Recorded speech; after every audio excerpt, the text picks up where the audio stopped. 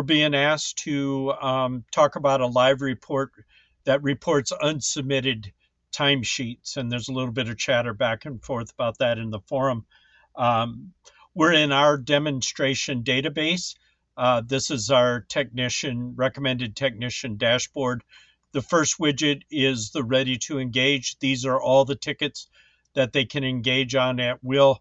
It's sorted by next SLA event due date.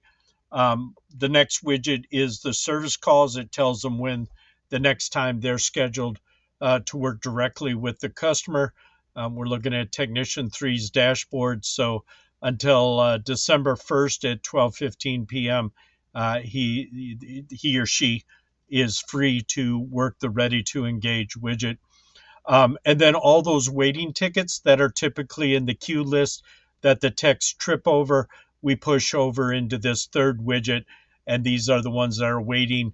And when the date gets 2 days older, so we coach the techs and also the service coordinators to follow up with the customer, make sure that they know they're waiting. So let's go to the live reports. We do have an unsubmitted timesheet report, which is what's being asked for. It's in the work detail. I'm going to walk you through real quick how to build this. If you want more details or want us to write the report for you, just shoot me an email. So the first thing that we want to do is check what category we're in. My good friend Emma Baker recommended resource productivity. We agreed with that. The subcategories we pulled in were work detail, resource, and work entry.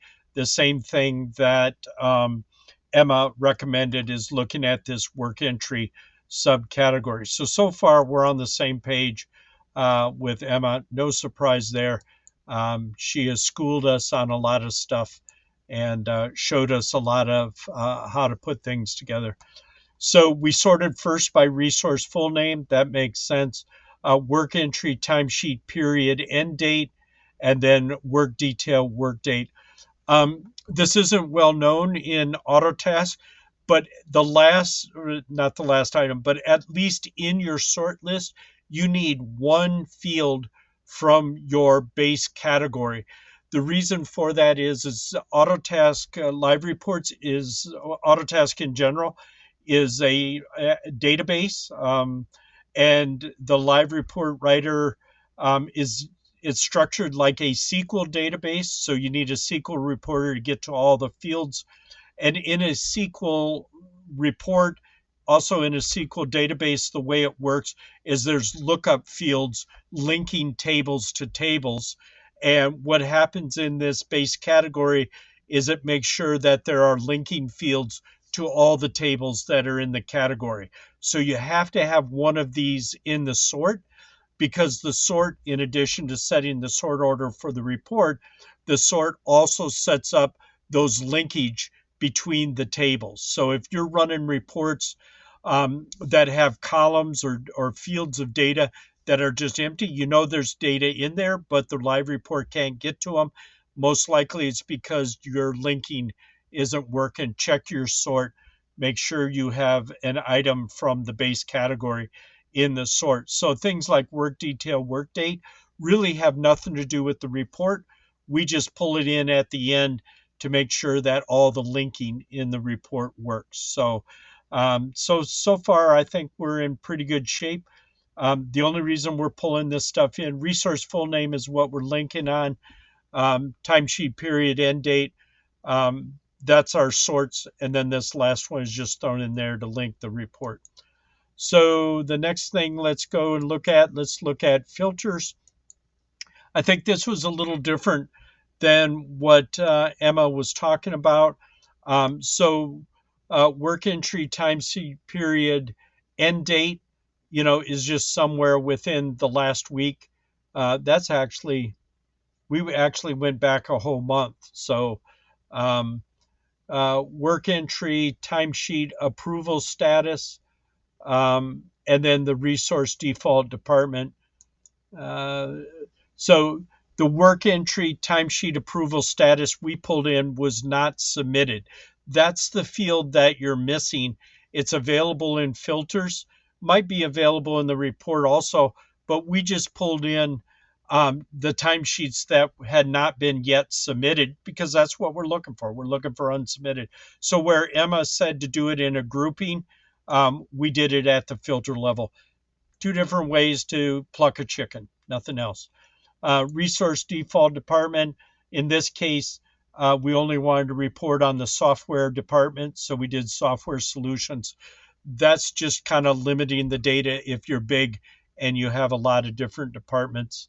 And I'm surprised sometimes that's a prompt for value. Might have changed that when we scheduled it to all different departments. I think this would be helpful for you. I don't think you need this last one. Matter of fact, I'm just going to take that off and I'm going to copy this and put it in my response so you have it.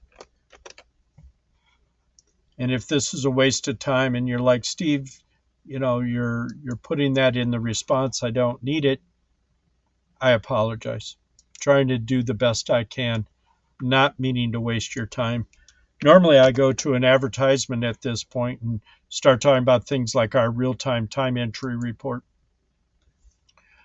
It also shows the gaps and the delays between when they disengaged, and that also shows average duration. So that's the filtering. What we've pulled in here is the title. We pulled in the date of the report. This is something I learned from Autotask. This is just a concatenation, resource name concatenated with resource full name on the report, the work entry, timesheet period start date, and end date. That's just pulling in detail in order to give us some decent information. So the timesheet period equals C4 to E4. So we're just pulling that stuff down into here. So the status of this timesheet is unsubmitted, and this is going to be the person and their timesheets that are unsubmitted. So I hope this is helpful. So I'm going to put the video link in there. I'm going to put our to do a filter in there. And if you have any other questions, let me know. Happy to chat about it. Shoot me an email. Happy to chat about it.